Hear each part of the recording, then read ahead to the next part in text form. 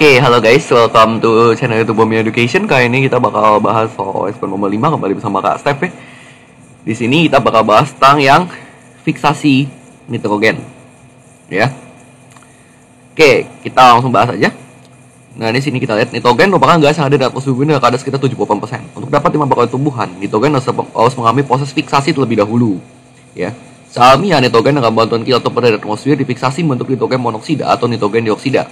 Sedangkan dalam tanah, nitrogen difiksasi dengan bantuan mikroorganisme menjadi amonia. Ini pelajaran IPA banget ya, biologis itu utama sih. Nah, terus fiksasi nitrogen juga dapat dilakukan secara artifisial menggunakan katalis yang dapat mengubah nitrogen menjadi oksidanya maupun menjadi amonia. Dua proses industri yang terkenal dalam memfiksasi nitrogen adalah proses Haber untuk produksi amonia dan proses Ostwald untuk produksi asam nitrat. Di mana tahap pertama pada proses Ostwald adalah reaksi oksidasi amonia membentuk nitrogen monoksida dengan delta H sama dengan minus 5,2 kilojoule per 4 mol NH3 ya. Jadi persamaan reaksi termokimia pada tahap pertama proses Ostwald tersebut adalah ya ini sebenarnya gampang banget ya. Karena kita ngeliat aja ini kan dia 4 mol NH3 ya. Berarti kita tinggal cari apa? Cari yang koefisien NH3 di persamaan setaranya tuh sama dengan 4 gitu. Kenapa? Karena koefisien banding lurus dengan mol ya. Jadi kalau persamaan termokimia emang begitu. Jadi kita carinya tuh yang spesifik ke ininya. Ya kita lihat yang misal 4 mol NH3 nih. Berarti kita tinggal cari aja yang dia berlaku tuh hanya kalau misalnya koefisiennya tuh 4 mol NH3 gitu ya. Jadi kita jangan terkecoh dengan pilihan mol-mol ini. Tinggal cari aja yang kira-kira dia menghasilkan 4 mol NH3. Itu kan ada dua tuh. Ada yang B dengan yang C. Tapi lihat sekali lagi. Dia bilang apa? Membentuk nitrogen monoksida. Nitrogen monoksida itu apa? Berarti NO ya. Maka jawaban yang tepat itu adalah yang B ya. 4NH3 tambah 5O2 jadi segitu gitu ya. Karena yang tepat yang memenuhi kriteria ini dan ini tuh cuma yang B doang gitu ya. Oke ya, jadi seperti itu. Makanya kenapa di soal ini kita perlu literasinya bagus sih. Jadi kita bagaimana cara kita mengolah dari kalimat jadi ke untuk menyelesaikan soalnya gitu ya. Maksudnya bagaimana cara kita memahami kalimatnya supaya kita bisa menyelesaikan soal ini gitu ya. Oke, itu yang A. Nah, sekarang yang B ya. Pada suatu percobaan dilakukan pada wadah tutup pada jus Kevin dan tekanan 1 atm, 100 kg amonia dicampur dengan amonia dengan volume 20% lebih tinggi daripada volume yang dibutuhkan untuk tepat mengoksidasi seluruh gas amonia, di mana kandungan oksigen dalam udara ada 20% berdasar volume ya. Ketika reaksi mencapai keadaan setimbang, nitrogen monoksida dihasilkan sebesar 80% yield. Tujuan diberikan udara secara berlebih adalah, nah ini sesuai dengan ini kesetimbangan nih. Kesetimbangan berarti sesuai dengan prinsip apa? Prinsip Le Chatelier ya. Ya atau dibaca gimana lah ya. Pokoknya ini prinsip yang pergeseran kesetimbangan.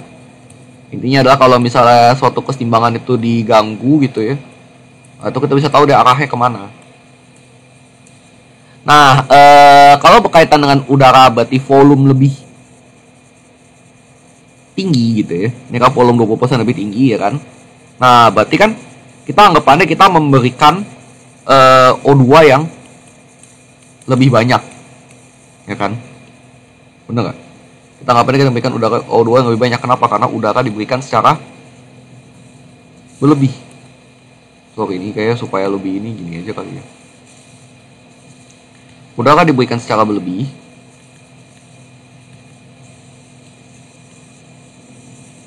ya. Itu berarti O2 lebih banyak ya.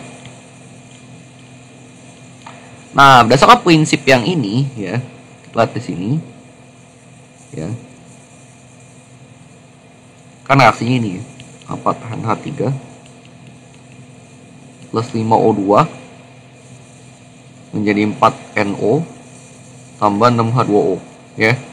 Nah, kalau misal O2 lebih banyak ya, ini tentu saja kesetimbangan sesuai dengan prinsip ini pergeseran akan bergeser ke kanan ya.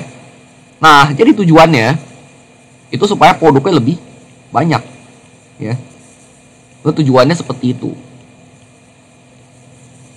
Oke, jadi makanya kenapa O2 udara itu diberikan secara berlebih ya.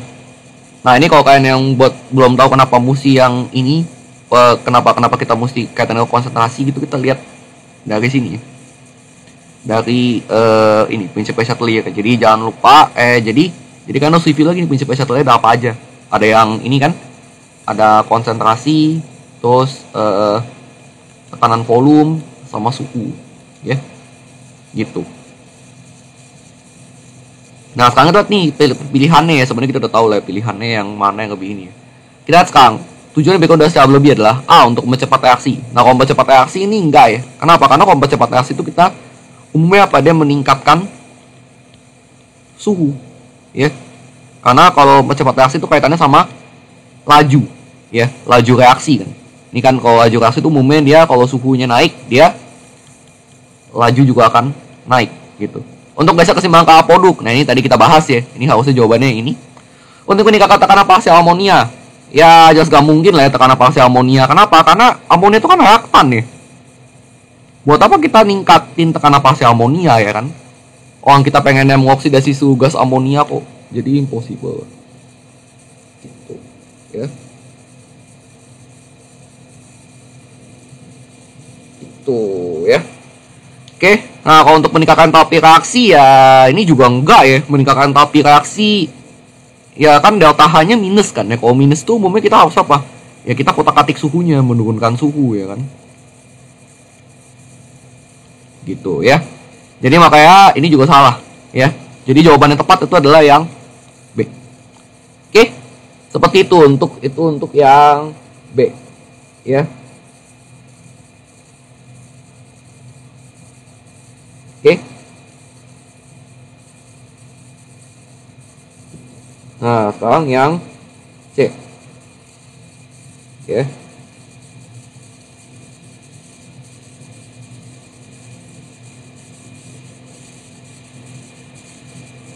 Nih, pada kadar timbang, maksimal amonia dan maksimal air adalah berapa?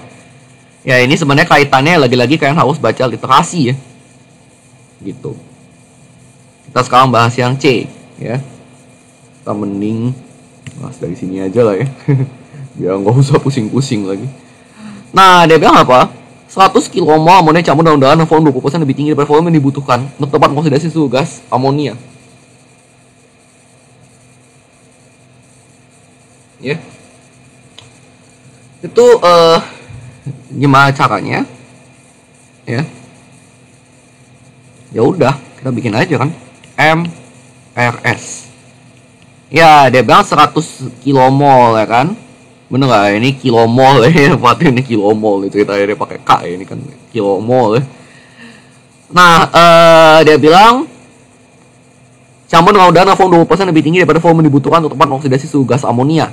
Nah, karena ini kita pakai kalau misalnya nggak di state gitu ya, kita harus selalu asumsi bahwa ini tuh gas ideal ya kan, maka P itu pasti banding lurus dengan N pada kondisi P dan T yang sama ya kan. Karena kita anggapannya P dan T ya kan dia nggak berubah ya kan, bener nggak? P banding lurus dengan N pada kondisi P dan T yang sama. Nah, ini kan kondisi ke suatu reaksi, jadi pasti P dan T nya sama gitu ya. Gitu. Jadi kita bisa kaitin nih, kenapa kita harus pakai P dan T nya sama? Karena kita mau kaitin dari gas CnH3 ke O2 gitu. Jadi harusnya PO2 yang dibutuhkan harusnya berapa ya kan? Ya N-nya lah, N-nya. Kita kan karena V banding lurus dengan N kan ya. Berarti kita pakainya M aja kan. Oke. Berarti itu kita ya koefisien kitanya pada diketahui kan 54 kali 100. Ini kebetulan udah setara ya, jadi enak kan. Tinggal coret aja. Dia dapat 125 kilomol. Nah, tapi karena dia bilang 20% lebih banyak ya, volume 20% lebih tinggi ya, berarti kan kita perlu 20% lebih ini dong. Jadi NO2 yang dimasukkan itu adalah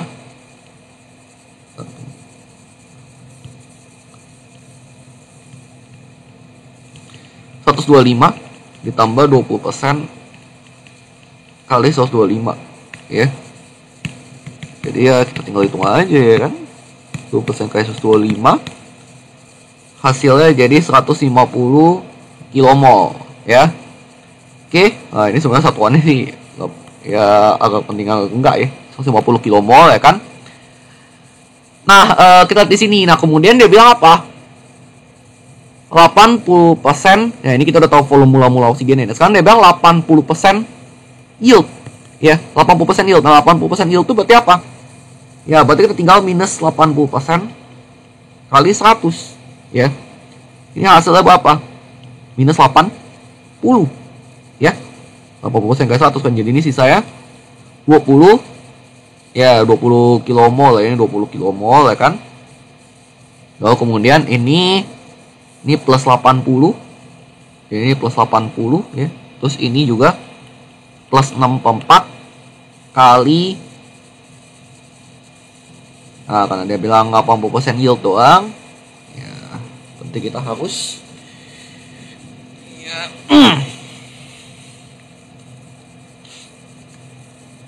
plus 64 kali 80 ya. Jadi ini 120 kan. Jadi ini 120. Ini juga sama, minus 54 kali 80. Jadi ini minus 100, sisanya 50 ya. Jadi ya kurang lebih seperti itu lah ya. Ini satuannya sama semua ya, kita anggap ini satuannya semua sama kilomol ya kan. Nah, jadi ini adalah fraksi mol. Jadi ini semua adalah mol setelah dia keadaan seimbang ya. Kenapa kita nggak kaitin ke P atau kemana lagi? Karena kan ini fraksi mol kan. Ya, ini kan agen juga kan, ini gas ideal, jadi kan pasti dia banding lurus semua kan. Jadi nggak masalah lah. Kalau tanya KP ya kan, baru tuh kita harus convert ke P kan. Kalau P ini mau mol nggak masalah lah ya. Kita kan juga dapat informasi dari KP kan, juga dari mol begini kan, gitu. Nah ya udah, kalau kita udah dapat ini semua, nah kita tinggal cari deh fraksi mol amonia ya kan. Pada keadaan setimbang ya, berarti X-nya NH3 berarti N-nya NH3 per N total ya kan. Ya udah, berarti tinggal hitung aja ya kan dari sini. Nih, ini kan 20 ya, per 20 tambah 50 tambah 80 tambah 120 ya kan. Jadi 20 70 ya kan. Ini 20 plus 50 plus 80 ya, buat mesin aja 20 plus per 270 kan. Nah, hasilnya ya udah deh, kita tinggal hitung aja. Jadi 0,074 ya untuk fraksi mol amonianya. Dan yang terakhir untuk fraksi mol air ya, yang terakhir fraksi mol air. Nah, kita bisa cari berarti berapa? Ya, ini berarti 120 kan. 120 berarti NH2O per N total berarti sama dengan 120 per 270 ya. Ini hasilnya jadi sama dengan 0,444 ya. Nah, kalau udah kayak gini, kita udah ketemu, tinggal kita sesuaikan aja. Tadi bapak angkat belakang koma dipakainya ya. Nah, tadi pakainya oke, kita jangan pakai angka bapak koma deh, kita hitungnya aja. Ini sekitar angka penting ya. Ini kan di sini 100 ya kan. Di sininya aja deh kita lihat. Ini kan 3 angka penting tuh. 100 kilomol, 700 ya kan. Ya udah, berarti kita tinggal pakai ini aja. Kalau kita pakai ini berarti fraksi mol amonia 0,074 dan fraksi mol adalah 0,444. Ya. Seperti itu. Itu adalah yang poin C ya. Nah, jadi soalnya sebenarnya ya perlu kemampuan literasi aja sih supaya kalian bisa mengolah kalimat yang ada, terus kalian bisa mengolah kalimat yang ada, jadi bisa mengolah informasi, terus bisa menjawab pertanyaan-pertanyaan yang ada di sini gitu ya. Dalam keadaan air, nitrogen dioksida diubah menjadi asam nitrat dan nitrogen monoksida ya. Kita lihat di sini ada persamaan reaksi termokimianya ya. Di sini ada NO dan NO2 ya. Ini sesuai kalimatnya ini ya. Jadi oksidasi yang ini ya kan. Ini yang ini nitrogen monoksida menjadi nitrogen dioksida, ini yang ini. Terus kemudian yang nitrogen dioksida menjadi asam nitrat dan nitrogen monoksida tuh yang ini. Persamaannya. Dan kita ada tahap reaksi sintesis asam nitrat pada proses Ostwald adalah berapa kilojoule per mol amonia. Nah, berarti kita kaitin antara yang persamaan yang ini ya. Jadi kan ini ada 3 tahap tuh ya kan. Ini kan kedua, yang ketiga ya kan. Sama yang tadi yang pertama. Nah, yang pertama itu kalian harus bisa tahu yang mana gitu ya. Persamaan reaksi yang tepat nih. Jadi kita harus kaitkan antara yang pertama ini dengan yang ketiga ini. Kenapa? Karena dari asam nitrat ke amonia. Yang ada amonia itu yang persamaan tahap pertama. Sementara ini tuh ada tahap ketiga. Nah, berarti kita harus pakai sesuatu yang disebut dengan hukum Hess. Ya. Nah, ini kita harus ambil dulu nih. Dari tahap kedua tahap ketiga ini kan ada soal. Nah, tahap pertama itu kan kalau kalian jawabnya salah, ya wassalam. Kalian nggak bakal bisa jawab ini ya. Nah, jadi kita harus bikin dulu ininya ya. Kita bikin dulu untuk ininya ya. Ini berarti lengkap dengan fasanya ya, tulis ya. Wow, 2 gas.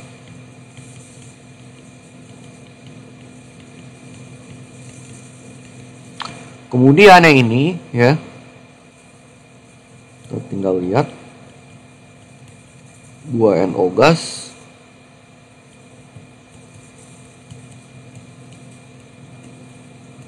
di 2 NO2 gas ya. Oke.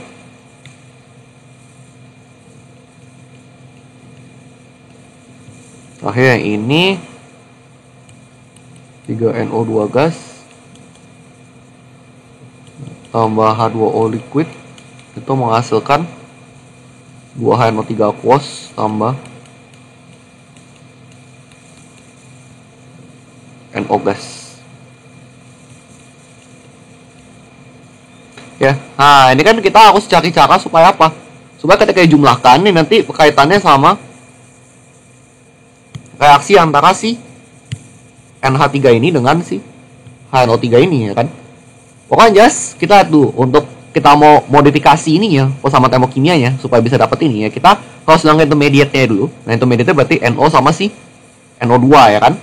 Sementara ini yang penting NH3 dari sisi reaktan dan HNO3 dari sisi produk ya. Nah, berarti kalau kita mau ini kan ya, kita sebenarnya ada macam-macam caranya ya. Kita yang penting harus hilangin intermediate itu. Intermediate dalam hal ini ya, intermediate itu adalah spesies yang dihasilkan di tengah-tengah tapi terus konsumsi lagi di akhir. Nah, dalam hal ini yang kira-kira kita bisa curiga intermediate itu adalah NO dan NO2 ya. Yang jelas sih NO2 ya. NO juga sama ya, karena dia dihasilkan tengah-tengah tapi sebenarnya dihasilkan kembali di akhir. Dihasilkan di akhir juga sih, bukan dihasilkan kembali ya. Dihasilkan juga di akhir, cuma kita harus hilangkan ini ya kan. Nah, ada beberapa cara sebenarnya buat ngilangin intermediate-nya. Salah satunya adalah kita ini kalikan dengan 3, ini kalikan dengan 2 ya. Kalau misalnya kita ubah seperti ini ya, ini kan berarti jadi 4. Oh 4. Salah, ini 6. Ini 3 ya. Ini 3, ini 6. Kemudian ini jadi 6, ini 2, ini 4, ini 2 ya. Nah, kalau bisa kita jumlahkan ini ya kan. Nah, ini tentu saja ya.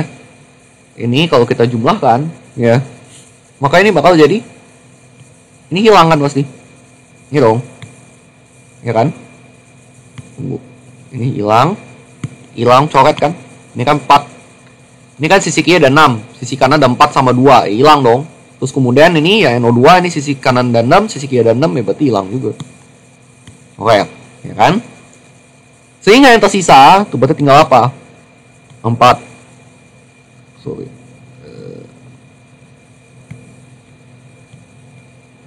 Ini jadi 4 NH3 gas, ya.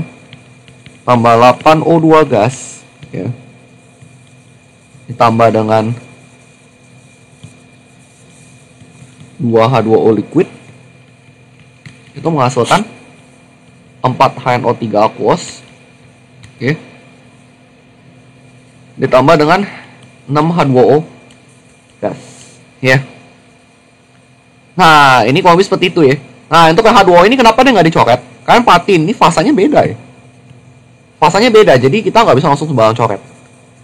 Nah, terus kemudian berarti delta H-nya ya udah kita tinggal masukin aja ya kan. Yang tadi kita nggak modif kan yang persamaan pertama kan. Delta H sama dengan minus 5,2 kilojoule, ya kan? Bukan nggak kita modif. Terus habis itu yang ini minus 114 sama minus 117 ya.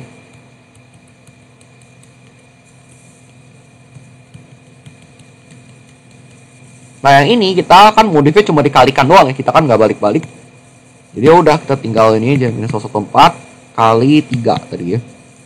Jadi minus 342 kilojoule ya kan. Kita kalikan dengan 3. Ini kalikan dengan 2 ya. Ini dapatnya jadi ini juga minus 117 kali 2. Jadi minus 234 kilojoule. Nah ini kalau kita jumlahin semua ya, maka berarti delta H-nya jadi 0,5,2 min 342 min 234 ya. So, jadi minus 1481,2 kilojoule ya. Tapi ini untuk berapa mol amonia? Ini kan untuk 4 mol NH3 ya. Ya kan? Nah, jadi supaya kita mau NH3 berapa, ya udah berarti kita anggap aja ini semua dibagi dengan 4 ya. Oke. Nah, jadi kalau bisa kita bagi 4, ini bakal jadi coklat jadi 1, ini jadi 2, ini jadi setengah ya. Ini jadi 1, ini jadi 1,5 ya. Nah, kalau kita hitung ini jadinya dapatnya jadi, kalau kita tinggal bagi 4 aja ya, hasilnya jadi minus 370,3 kilojoule per mol NH3 ya. Jadi jawabannya ini adalah minus 370,3. Oke. Nah, itu adalah yang poin D ya. Gampang ya, cuma kalian harus teliti lagi, harus teliti di sini. Literasinya harus penting juga di sini. Gitu. Oke, sekarang kita lanjut ke poin yang E dan F nih. Kita lihat nih 2 poin terakhir untuk soal nomor 5 ini. Nitrogen dioksida juga dapat diperoleh dari komposisi N24 dalam fasa gas. Pada 29 bawah Kelvin diketahui delta G F untuk N24 dan NO2 itu masing-masing sebesar segini dan segini. Nah, etapan keseimbangan dari komposisi N24 pada 29 bawah Kelvin adalah, nah ini keseimbangan dari komposisi N24 jadi NO2 ya. Reaksinya dari mana? Kita tahu sini dari sini kan, dari komposisi N24. Dia di sini bilang nitrogen dioksida juga dapat diperoleh dari sini. Ya berarti hasilnya N24 ya. Jadi kita bikin dulu reaksinya ya. Dimana N24 gas itu dia bakal jadi 2 NO2 gas ya. Nah, ini dibilang diketahui delta G0F pada 294 Kelvin itu adalah 94,24 kilojoule dan 51,84 kilojoule per mol. Nah, ini dari data yang kita ketahui di soal ini ya. Kita bisa dapat nilai ininya apa? K-nya dari mana? Dari delta GF-nya. Nanti kita bisa cari delta GR ya. Untuk reaksi itu nanti kita bisa dapat K-nya ya. Dimana untuk delta G-nya itu berarti adalah sigma dari delta GF produk ya. Nah, ini kurang nih. Produk dikurang sigma delta GF reaktan ya. Nah, jadi kita dapat dari sini ya. Nah, kita hitung dari mana? Ya berarti 2 kali delta GF-nya NO2 ya. Delta GF NO2 itu 51,84 ya. Dikurangi dengan ya ini delta GF sih N2O4 itu 98,28 ya. Kita kaliin aja gitu ya. 2 kali 51,84 kurangi 98,28. Salah. Kurang nih. Plus 5,4 kilojoule per mol ya. Nah, ini baru kemudian dari delta GR ini kita bisa masukin ke rumus minus RT ln K ya.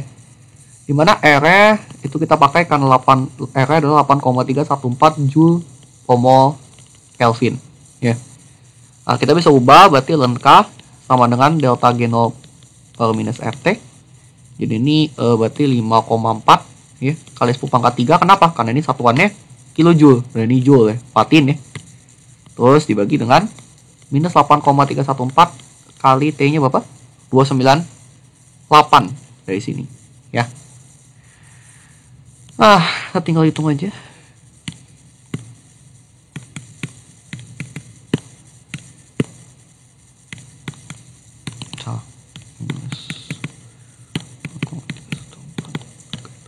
Jadi minus 2,1795 ya. Nah, baru kemudian kita kalau mau hilangin ini, kayaknya berarti kita tinggal pangkatkan saja. Pangkatkan kedua ruas sih. Jadi kita dapat ini, hasilnya adalah ini, kita tinggal dapatnya adalah 0,113 atau 1,13 kali pangkat min 1. Nah, cuma karena ini yang nggak mungkin pakai format gini lah ya, ini masih 0,113 kan. Jadi kita jawabnya di sini adalah 0,113 ya. Itu jawaban untuk yang poin E. Oke. Nah, yang terakhir nih F. Jika digunakan 1 mol N24 dalam satu atom dan 29 beberapa Kelvin, persentase N24 terjadi komposisi jika tekanan total tetap dijaga tetap satu atom pada 29 beberapa Kelvin adalah. Nah, ini dibilang tekanan total dijaga tetap ya pada satu atom. Berarti ini kondisi apa? Kondisi isobar ya. Dianggap dia tekanan total dijaga gitu ya. Tapi bukan berarti tekanan total dijaga ini bukan berarti itu ya. Ada something miskonsepsi nanti kita lihat. Takut bisa ada miskonsepsi kalau kalian nggak hati-hati gitu. Nah, ini kita bikin dulu reaksinya untuk yang F ya. Berarti N2O4 gas itu jadi 2 NO2 gas ya. Nah, ini MRS-nya gimana? Ini kan pakai K-nya ini. K-nya ini, nah, kita tadi kan belum state K-nya itu basis apa. Biasa untuk delta G itu biasa state-nya KP. Ini sesuai dengan pelajaran kakak di ITB juga semester 4 tuh pakainya KP gitu ya. Karena kenapa? Karena ini kebetulan dia gas juga ya. Dan memang biasanya delta G itu ke KP. Jadi KP-nya sama dengan 0,113 ya. Di sini. Nah, ini tekanan mula-mulanya gimana?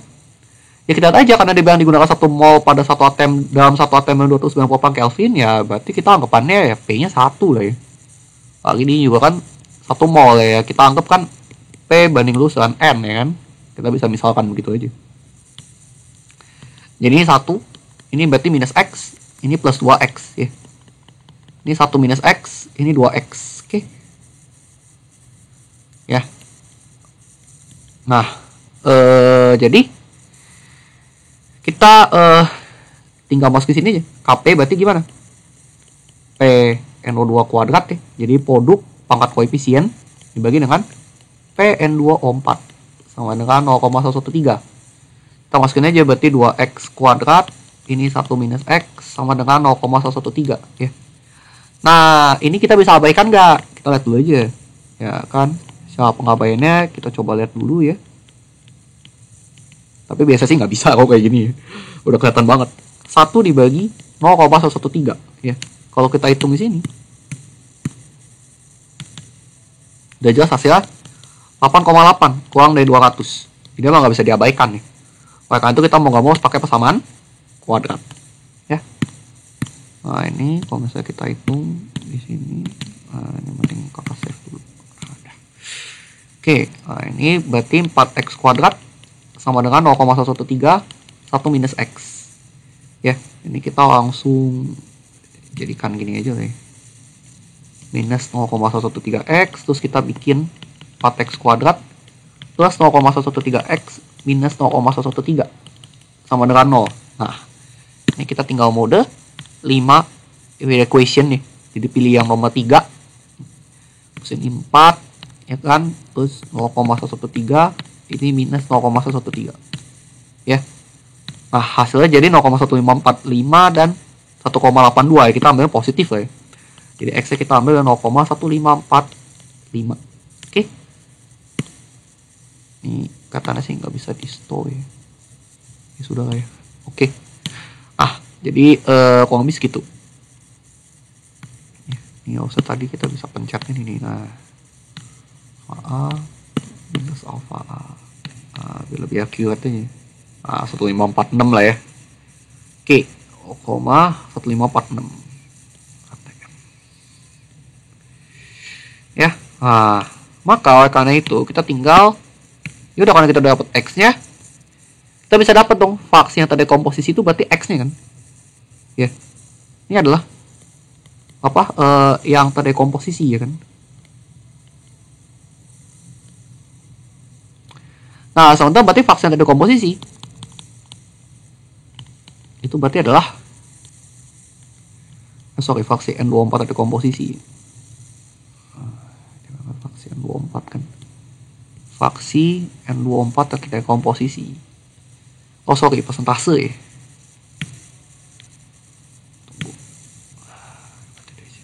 Persentase N24 yang terdekomposisi.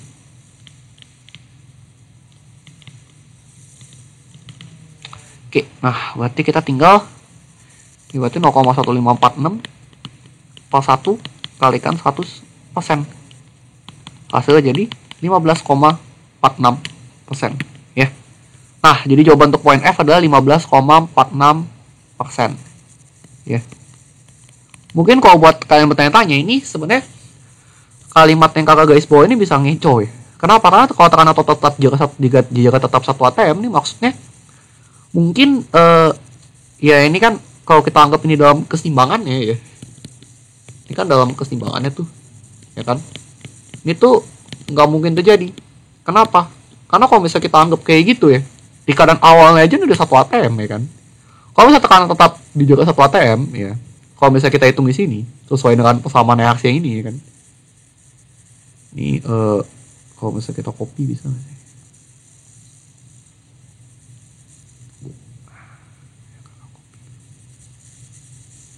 Ini kalau misalnya kita copy terus kita paste kan, nah bisa kan, ini ya kan. Kalau misalnya kita copy ya kan, nah ini kalau misalnya kita anggap ini ya kan, ini kalau misalnya kita anggap PT-nya yang PT dalam keseimbangan 1 atm, ini kalau misalnya kita hitung ini PT sama dengan 1 minus X plus 2X ya kan, berarti sama dengan 1 plus X. Nah kalau misalnya ini sama dengan 1 juga, berarti X-nya 0, ya berarti nggak ada jadi reaksi apa-apa dong ya kan, which is impossible ya, tidak mungkin ya, ini tidak mungkin gitu.